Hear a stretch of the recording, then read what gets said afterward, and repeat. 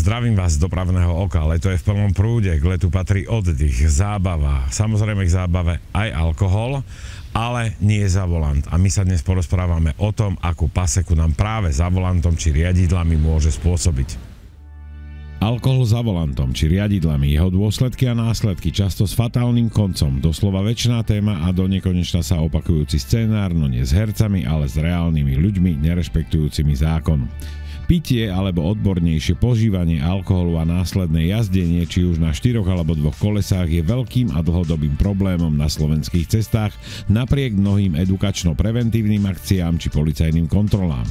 Štatistiku doslova denne doplňajú vodiči pod vplyvom alkoholu, a to nie len s tým zostatkovým do 0,5 promile po večernom pití, no v mnohých prípadoch sedia za volantom osoby doslova na šrot, ktoré nafúkali 2 či 3 a viac promile, teda tí, ktorí bez problémov sadnú za volant či riadidlá rovno pred krčmou alebo barom.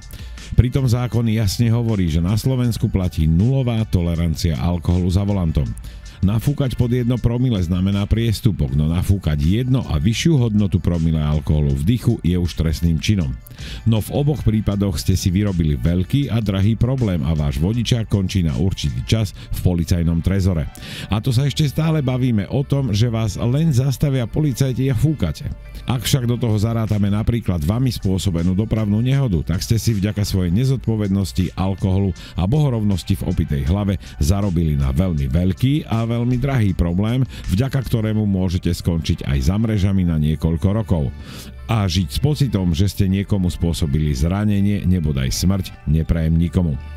Jednoznačne odporúčam oddeliť pitie a jazdenie. Ak si chcete dať pár pohárikov, vždy máte možnosť voľby prepravy, napríklad verejnou dopravou alebo taxíkom.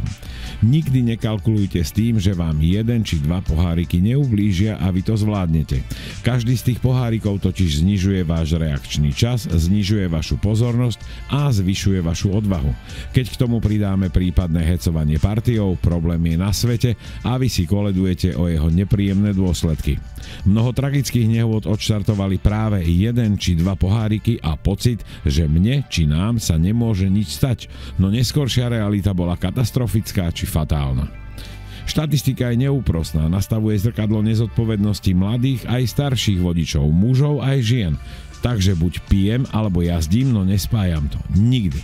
A pozor aj na zostatkový alkohol po prežurovanom večere alebo noci. Aj ten vás môže pripraviť o pár stovák eur, prípadne o vodičák na určitý čas. Ak sa tomu chcete vyhnúť, máte niekoľko možností. Napríklad v rôznych tabuľkách a aplikáciách alkohol kalkulačiek si môžete vyrátať približný čas, kedy budete môcť sadnúť za volant po požití rôznych druhov alkoholických nápojov.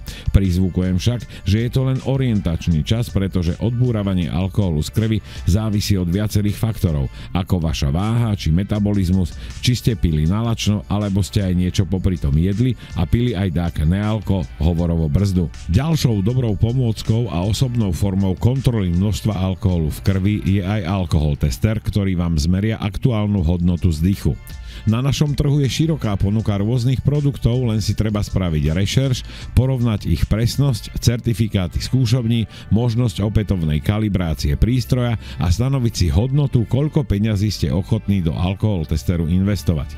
Z vlastnej skúsenosti odporúčam investovať do prístrojov s elektrochemickým senzorom, merajú relatívne najpresnejšie. No ak chcete mať čisté svedomie za volantom nielen voči sebe, ale aj voči iným, vždy do auta sa dajte triezvy a s veľkým časovým odstupom po každej oslave či žúre s priateľmi.